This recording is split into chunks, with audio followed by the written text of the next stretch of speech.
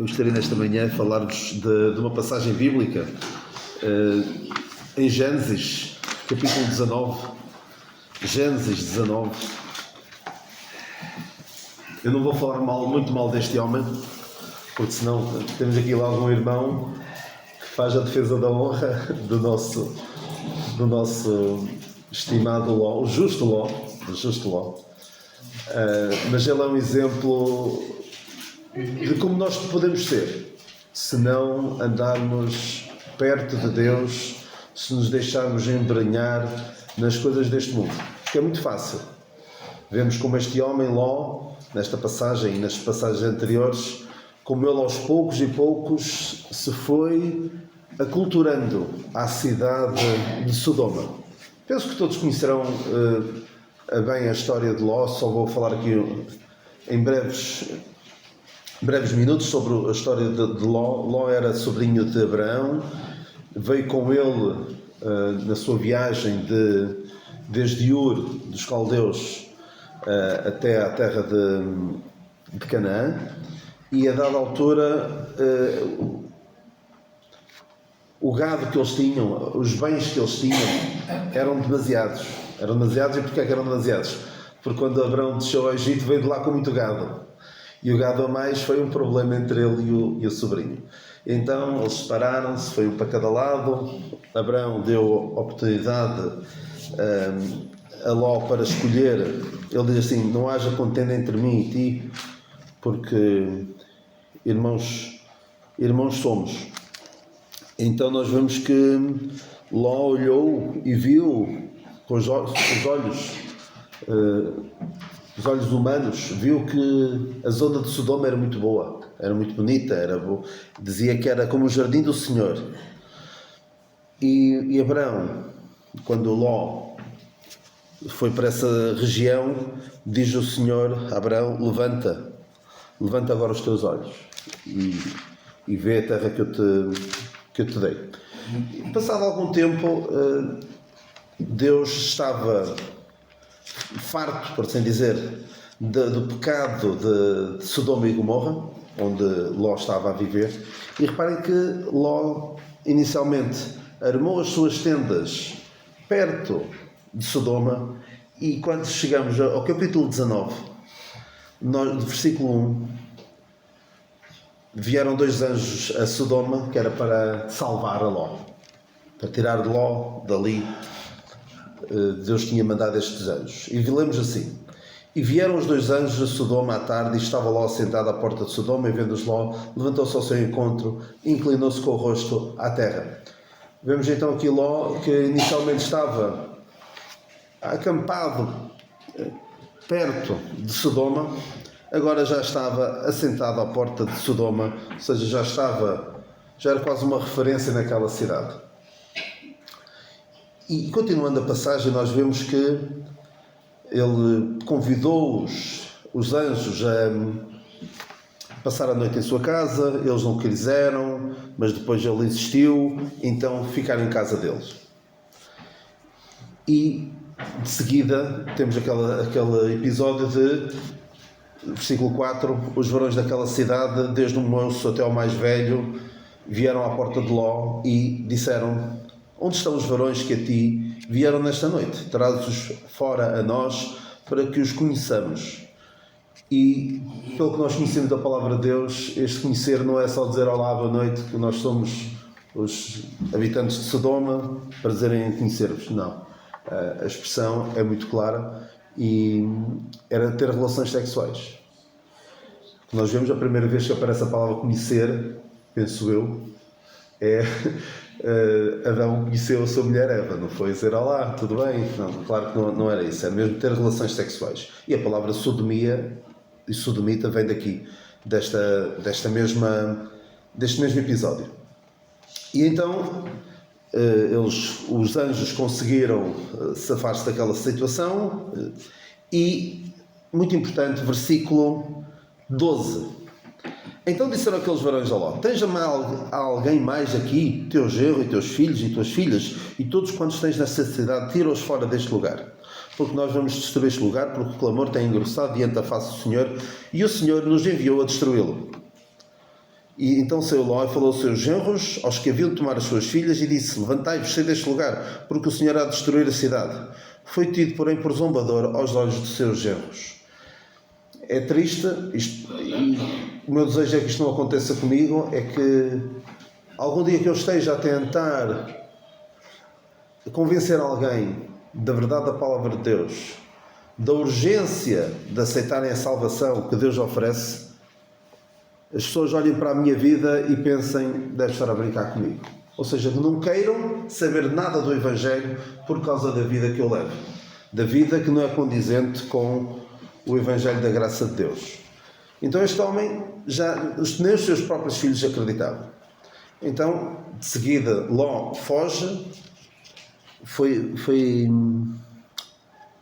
Versículo 16. Ele, porém, demorava-se, ou seja, ele próprio estava-lhe a ser difícil sair dali daquela cidade pelo qual ele tinha ganho alguma afeição. Então os anjos pegaram nele e praticamente tiveram de o arrastar e tirá-lo dali. Diz assim: então ele, porém, demorava-se, versículo 16, e aqueles varões lhe pegaram pela mão e pela mão de sua mulher e pela mão de suas duas filhas, sendo o Senhor misericordioso, e tiraram-no e puseram-no fora da cidade. E aconteceu que, tirando-os fora, disse: escapa-te por tua vida, não olhes para trás de ti e não pares em toda a campina. Escapa-te lá para o monte, para que não pereças. E disse Ló, e Ló disse-lhe: assim não, Senhor, eis que agora o teu servo tem achado graça aos teus olhos, e engrandeceste a tua misericórdia que a mim me fizeste, para guardar a minha alma em vida. Mas não posso escapar no monte, pois tenho medo que me apanhe este mal e eu morra. E agora, aquela cidade está perto para fugir para lá, e é pequena. Ora, para ali me escaparei. Não é pequena? Para que a minha alma viva. E disse-lhe: eis aqui, tenho-te aceitado também neste negócio, para não derribar esta cidade de que falaste. Apressa-te, escapa-te para ali, porque nada poderei fazer enquanto não tiveres ali chegado. Por isso chamou o nome daquela cidade Zoar. Saiu o sol sobre a terra quando Ló entrou em Zoar. E depois de seguida vemos a destruição de Sodoma e Gomorra. Vemos também a mulher de Ló olhar para trás e ficar convertida numa estátua de sal. Eu queria focar-me nesta expressão terrível, que espero que nenhum de nós diga, ou por palavras ou por ações, esta expressão de Ló: assim não, Senhor. Deus, eu não quero fazer o que tu estás a mandar. E é tremendo, é uma expressão de rebelião, uma expressão até contraditória. Reparem que como é que ele pode chamar-se Senhor, mas nós podemos fazê-lo também. Atenção, tudo que eu vou aqui falar não é a querer, passa a expressão, malhar no Ló. É pensar até que ponto nós agimos desta maneira que Ló age, ou por palavras ou por ações. Ele dizia: assim não, Senhor. E isto é contraditório. Como é que podemos chamar Senhor a alguém a quem estamos deliberadamente a desobedecer? O próprio Senhor Jesus Cristo diz, a dada altura, em Lucas 6,46: por que me chamais quê? Senhor, Senhor, e não fazeis o que eu digo? Que sentido faz chamarmos nós Senhor ao nosso Deus se não lhe obedecemos? Porque a ideia de Senhor é alguém que tem uma posição de autoridade sobre nós. No passado havia o Senhor e havia o vassalo. O Senhor era aquele que exercia domínio sobre alguém, um subordinado. E nós, quando chamamos Senhor ao nosso Senhor, devemos ter bem consciência do que estamos a dizer. Estamos a dizer: eu estou sujeito a ti.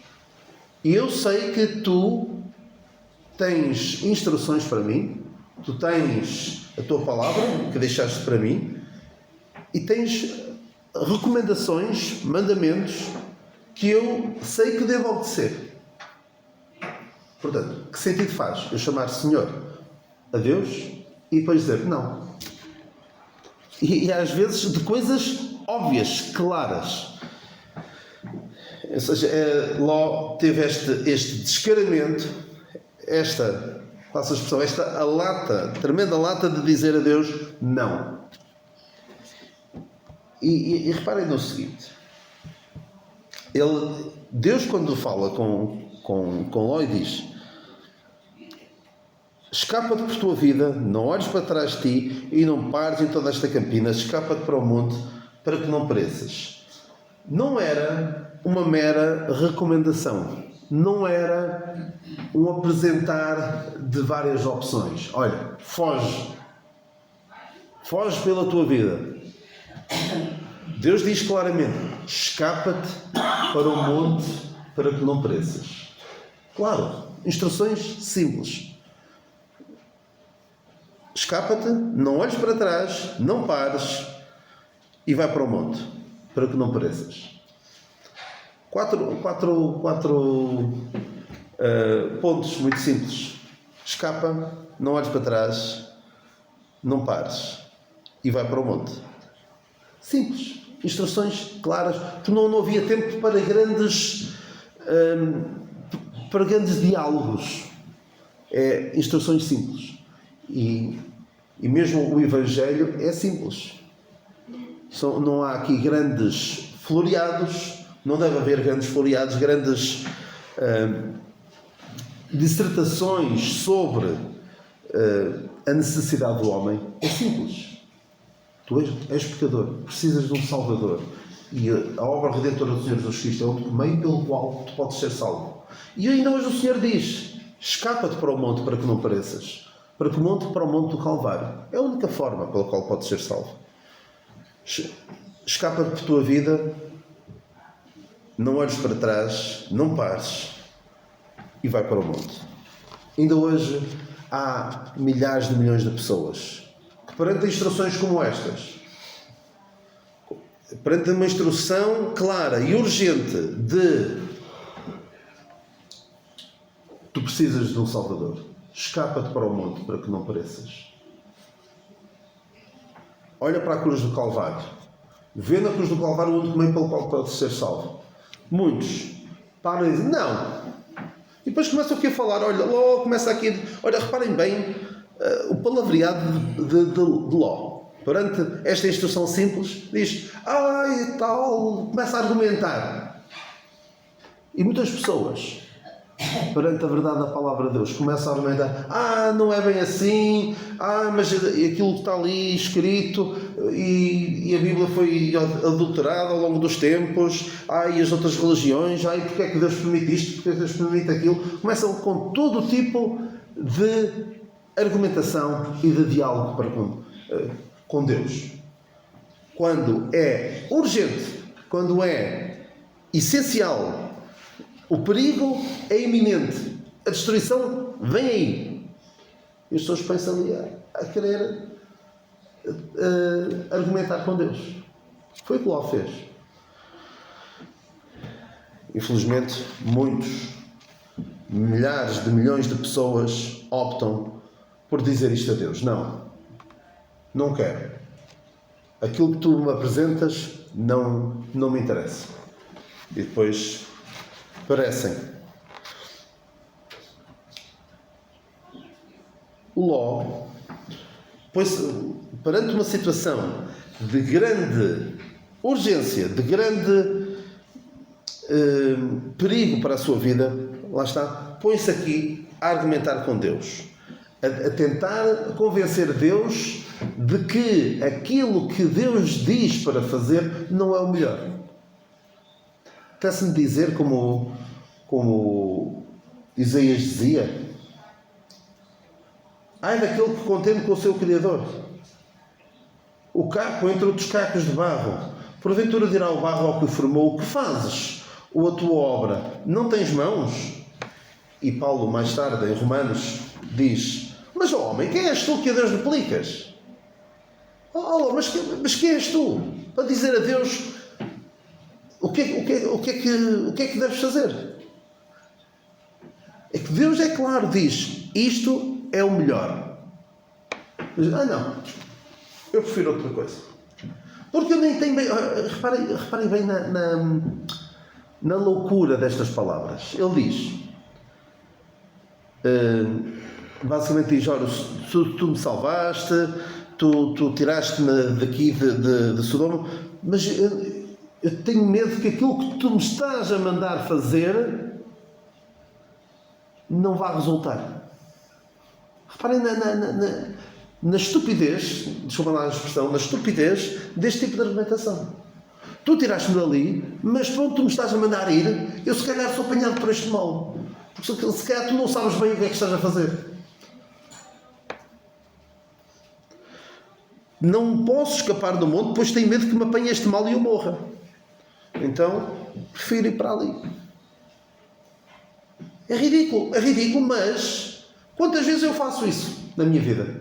Deus diz claramente, faz isto. Eu, não, vai correr bem. Não há problema, Deus, eu sei que tu dizes isso, mas olha, comigo vai correr bem. E depois admiram-se. As pessoas rejeitam o que Deus diz e depois admiram-se que as coisas, que haja consequências. E reparem, a própria mulher de Ló, não tinha pensado nisso, está agora a ocorrer-me isto. A mulher de Ló presenciou esta conversa. Presenciou a conversa de Ló com o Senhor. E passou a ideia de que Deus diz isto, mas o Ló preferiu fazer de outra maneira. Portanto, não há de haver problema. Deus disse, não olhes para trás. Também não há de haver problema. Olha, vou olhar para trás. Se o Ló preferiu fazer uma coisa diferente daquilo que Deus diz para fazer e não houve problema, deixa-me olhar para trás.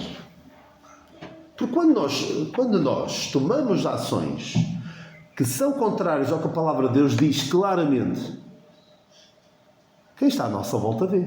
Influenciamos os outros. E a mulher de Ló, que estava muito agarrada ao que tinha deixado para trás, ao ver esta postura de desafio perante Deus, Deus diz para fazer uma coisa, mas eu prefiro fazer outra. E depois Deus até, está bem, faz lá o que queres. As outras pessoas veem. Depois admiramos que outros cometam os mesmos erros. Lá está, influenciamos também os outros pelo nosso desafio ao que a palavra de Deus diz. Então ele preferiu ir para onde? Para Zoar. Para uma cidade pequena. Em hebraico, Zoar significa pequena. Muitos hoje, perante aquilo que Deus diz claramente, escapa-te para o monte para que não pereças, preferem encontrar as suas próprias alternativas. A alternativa das religiões, das filosofias deste mundo, da religião feita à sua própria imagem e semelhança, aquilo que eu costumo chamar a fé buffet. Se calhar tenho de explicar o que é fé buffet. Buffet é quando vamos a um restaurante, por exemplo, e podemos tirar de vários sítios. Não é um prato só que vem para a mesa, mas podemos escolher várias coisas. E as pessoas fazem isso com a fé. Olha, gosta disto, gosta daquilo, gosta daquilo. E faz uma fé tipo buffet. A sua própria imagem e semelhança.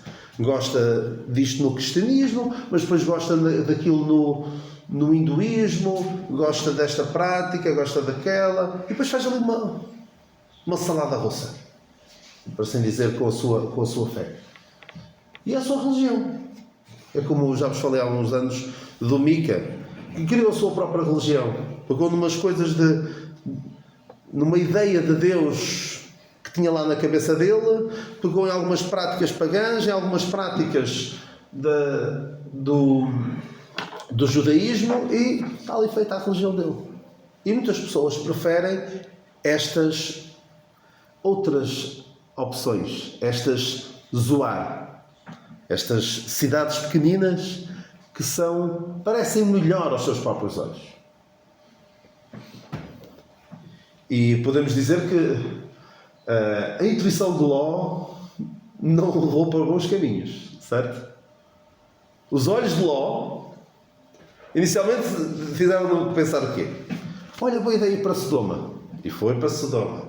Depois, e correu bem, não correu bem porque a cidade de Sodoma foi, não vimos essa passagem, mas foram levados cativos por um conjunto de reis, o rei Quedarlaomer, o rei que veio e levou os cativos. Depois foi quem é que veio safar? Abraão. E depois o que é que Ló pensou? Se calhar não é uma boa ideia estar em Sodoma. Não, lá voltou outra vez para Sodoma. A intuição dele realmente, os olhos da carne dele realmente nunca o levaram para bons caminhos. O que aconteceu a seguir? Olhou para Zoar. Parece boa ideia. Parece melhor do que aquilo que Deus me disse. Faz isto, para que não pareças. Então, muitos procuram outras alternativas, coisas que lhes parecem melhores. Coisas que aparentemente vão conduzir a um melhor caminho. Há caminho que ao homem parece ser bom, mas o seu fim são os caminhos da morte. Parece coisa muito boa. Parece que vai dar tudo certo. Mas se estamos a fazer o que a palavra de Deus diz, não pensemos que vai correr bem connosco. Às vezes acho particularmente, não direi engraçado, mas curioso, em certas áreas que a palavra de Deus diz não. A própria experiência que nós vemos à nossa volta diz não. O que é que nós fazemos? Não, vai correr bem. Comigo vai correr bem. Isso foi com os outros. Comigo vai correr bem. Não, se a palavra de Deus diz, por alguma razão é triste. É triste, mas nós somos assim. Não é só o Ló. Longe de mim estar aqui a falar mal do princípio ao fim do Ló. Estou a falar de mim. Eu sou muito como Ló. Devemos ser como Ló nas coisas boas, não é? Deus chamou de justo, afligir a sua alma, afligir todos os dias a sua alma. Se calhar eu já nem aflijo a minha alma todos os dias com o podridão que vai à volta, até me deixo levar. É bom a podridão deste mundo, mas ele afligia a sua alma com o que se passava ali.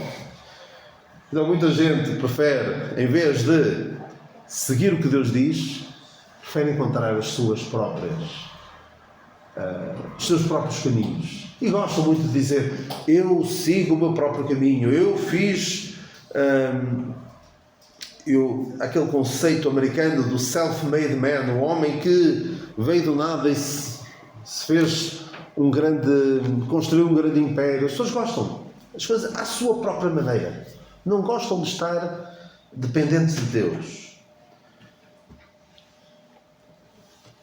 E isso é terrível, quando nós queremos ir atrás daquilo que nos parece melhor.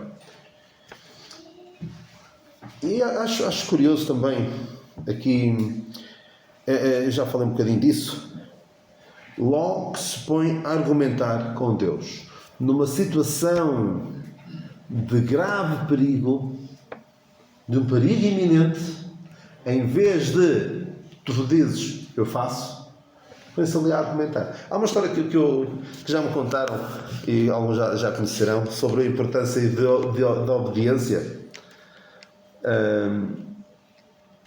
Não sei se a história será verídica, é possível que sim. E um pai estava com um filho numa floresta e de repente diz ao filho: filho, abaixa-te. E ele abaixou-se logo. E porque é que o pai disse abaixa-te? Estava uma cobra que vinha para o morder. E ele abaixou-se. Se ele ficasse lá e dissesse: mas porquê? Que é o que provavelmente eu faria e muitos fariam. Mas porquê? Sofria as consequências. Não é? E às vezes, em certas situações, ficarmos a argumentar com Deus, a tentar perceber tudo. Porquê? Porque é que Ele me está a mandar fazer isto? Vai trazer dano à nossa vida. E logo pôs aqui, e tal, mas será, não será? Ló tentou argumentar com Deus, olha, tu não estás a ver bem a coisa, estás-me a mandar para um sítio onde eu posso, onde isto vai correr mal. Mesmo os nossos pensamentos, o que é que os nossos pensamentos não são? Não são como os pensamentos de Deus. O Senhor diz em Isaías 55, diz, os meus pensamentos não são os vossos pensamentos, nem os vossos caminhos, os meus caminhos, diz o Senhor. Porque assim como os céus são mais altos do que a terra, assim são os meus caminhos mais altos do que os vossos caminhos, e os meus pensamentos mais altos do que os vossos pensamentos. Os argumentos humanos podem parecer ter alguma lógica, mas Deus sabe tudo desde o princípio e sabe como é que as coisas vão ocorrer se nós tomarmos uma certa decisão das nossas vidas. Ele vê o passado e o futuro, por isso Ele sabe claramente o que é melhor para nós. E reparem agora uma coisa bastante curiosa. Ló, Deus deixou Ló fazer o que quis, não é? E Deus também hoje deixa-nos fazer aquilo que nós queremos. Deus não diz, não nos força a fazer nada. Nós não somos robôs, nós temos vontade, temos livre-arbítrio. Deus não nos força a fazer nada. Mas depois vamos arcar com as consequências. Ló arcou com as consequências das suas ações antes e mesmo depois. Já vimos uma delas. A mulher de Ló também percebeu que isto do que Deus diz. Deus diz, mas olha, não é assim tão importante quanto isso. Porque o próprio Ló já conseguiu dar aqui a volta a Deus. Deixa-me dar também a volta. Também deu a volta e foi o fim dela. E mesmo as filhas depois. Vemos as filhas depois também a fazerem o que não devem. No final da passagem deste capítulo, vemos que elas próprias embebedaram o pai e tiveram relações sexuais com ele e tiveram filhos dele. 2 filhos que deram que fazer muito. Deram muito que fazer à nação de Israel. Moab e Amon. Moab teve uma coisa boa. Teve Ruth, não era? Ruth que era moabita. Mas foram 2 nações que deram muito que fazer ao povo de Deus. Deus pode deixar-nos até fazer aquilo que queremos, mas vamos sofrer as consequências. Até penso que é nos Salmos que diz que Deus satisfez o desejo das suas almas, mas fez definhar o seu coração, não é? Exatamente. Porquê? Porque a nação de Israel, Deus mandava o maná. Eles disseram, mas nós queremos carne. E depois começavam a reclamar contra Deus, e Deus mandou-lhes carne, que eles até, diz a passagem, vão comer carne até vos sair pelo nariz. Deus enviou codornizes, que caíram no arraial, eles comeram, e até ficaram doentes. E penso que alguns até morreram por causa disso. Deus até pode deixar fazer, até nos pode deixar ir para onde nós queremos, mas as consequências vamos sofrê-las. E sabem uma coisa? Deus tinha razão. Sei que não há dúvida nenhuma, mas Deus tinha razão. E vai-se chegar a dada altura das nossas vidas, vamos olhar para trás e olhar, Deus tinha razão. Deus tem razão. Então, vamos ver o que é que acontece depois. Deus destruiu a cidade de Sodoma e Gomorra, a partir do versículo 24. E versículo 30. E subiu Ló de Zoar e habitou no monte, e as suas 2 filhas com ele, porque temia habitar em Zoar, e habitou numa caverna, ele e as suas 2 filhas. Afinal, quem é que tinha razão? Deus tem razão, e por vezes eu insisto, Deus não sabe bem o que está a dizer. Deus, tudo bem, para salvar está ótimo. Agora para me dizer o que é que eu devo fazer na minha vida, isso também não vamos exagerar. Deixem-me fazer as coisas aqui à minha maneira. Não. Ló acabou por fazer o que Deus tinha mandado. Teve de chegar à conclusão, por ele próprio, aprender da maneira mais difícil, como se diz em inglês, the hard way, ou seja, da maneira mais difícil, da maneira que não deveria ser preciso aprender, teve de aprender. Afinal, Deus tinha razão. E às vezes eu já cheguei a ter esse tipo de discurso, principalmente com alunos que não querem fazer aquilo que devem fazer, e eu às vezes digo algo como isto: olha, vais fazer já aquilo que eu estou a dizer, porque é melhor, vamos saltar aquela parte em que eu me chatei contigo, tenho que tomar as devidas ações e depois tu acabas por fazer aquilo que eu digo. Vamos saltar essa parte, está bem? Em que eu tenho de me chatear, se calhar tenho de ter algum procedimento disciplinar para contigo, e depois tu vais, porque eu sei que depois vais acabar por fazer aquilo que eu quero. E Deus quase poderia dizer: Ló, vamos saltar aquela parte em que tu fazes o que queres fazer, vais sofrer as consequências e depois voltas. Gostarias de voltar atrás no tempo para fazer aquilo que eu digo para fazeres? Não. Mas o homem quer fazer as coisas, quer cometer os erros, quer, por assim dizer, bater com a cabeça na parede. Deus, quero ler aqui mais uma passagem convosco, de Filipenses 1:6. Filipenses 1:6. Eu já estou quase a terminar. Filipenses 1:6.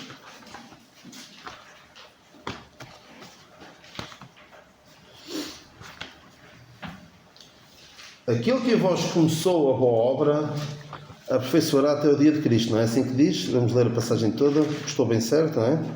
Tem por certo isto mesmo, que aquele que em vós começou a boa obra aperfeiçoará até ao dia de Jesus Cristo.